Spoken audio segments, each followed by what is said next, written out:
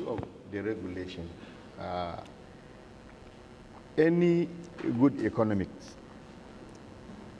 will surely accept that the answer for our faster growth and realistic growth in that sector is to deregulate it.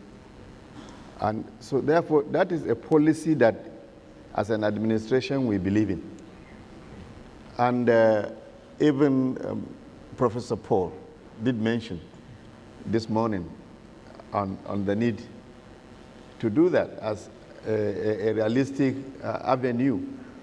So therefore, as a question of economic realities, that is the way to go. So it is work in progress. We are at this stage today, and we believe that at the end of the day, this country, at one time or the other, must deregulate because it is a bad economic policy.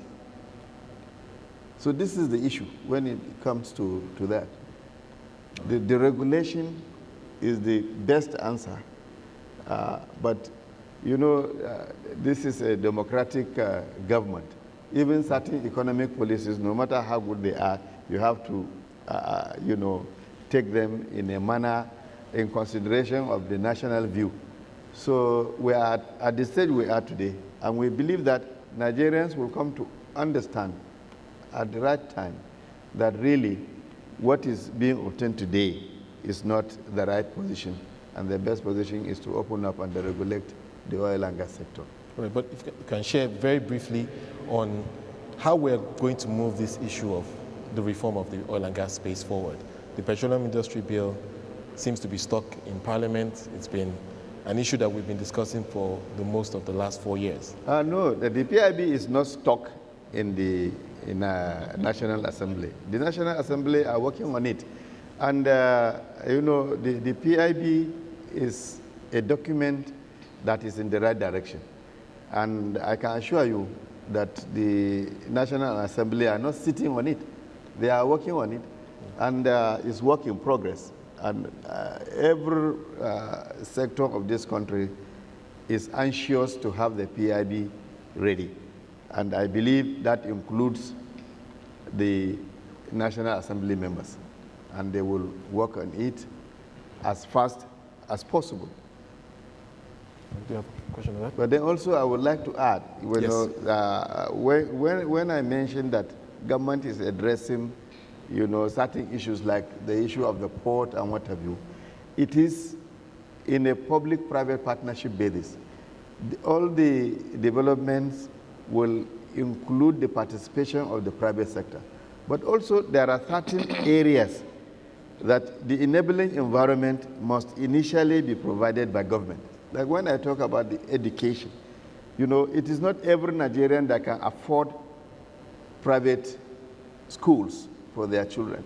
And so government, as a question of social service, must be seen to contribute for those that cannot afford, so that the whole, you know, community, take for example, the less privileged children, whom we call in the north the Almajiri.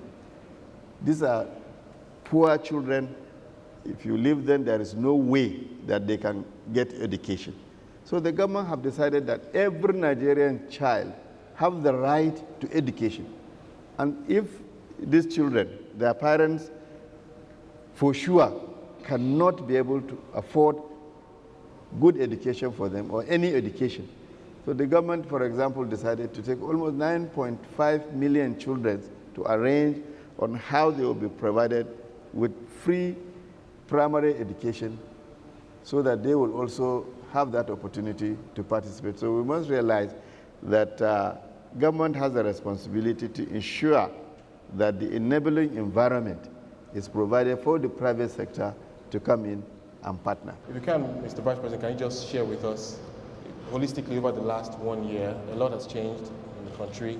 It's been a tough year, especially when you consider the floods and consider other issues, especially in the global economic context. Your thoughts on the progress we've made in Nigeria over the last 1 year and the key achievements of the current administration? We have gone a long way, as has been presented during the opening of this session.